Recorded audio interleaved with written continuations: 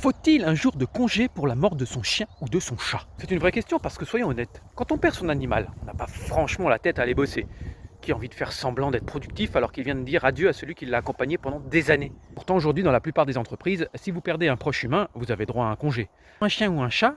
Rien d'officiel. Est-ce qu'il faudrait instaurer un vrai jour de congé? À côté, on peut se dire que beaucoup de patrons ne disent rien si vous prenez un jour en douce. Entre le jour de congé posé discrètement et le petit coup de mou qui finit en arrêt maladie, la réalité c'est que les gens trouvent déjà des solutions. D'un autre côté, avoir une reconnaissance officielle de ce deuil, ce serait un signe fort. Ça voudrait dire qu'on reconnaît que perdre un animal, ce n'est pas anodin. Parce qu'un animal, ce n'est pas juste un chien ou un chat.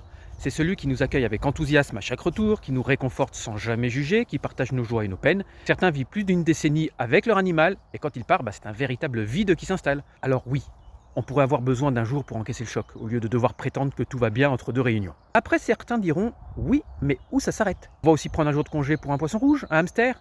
Et c'est vrai, la limite est difficile à poser, mais au fond, est-ce qu'il s'agit vraiment d'une question de taille ou d'espèce? Ce qui compte, c'est ce que l'animal représentait pour son humain. Pour certains, un chien est plus important que certains membres de leur famille, mais ça, ce n'est pas toujours facile à entendre dans le monde du travail. Alors, est-ce qu'il faut un vrai congé? Ou est-ce qu'on laisse les choses comme elles sont, où chacun s'arrange comme il peut? Peut-être que l'important, ce n'est pas tant la réglementation que la reconnaissance de ce deuil. Un peu plus de compréhension, un peu moins de jugement, et peut-être qu'on n'aurait même pas besoin d'une loi pour nous accorder ce droit.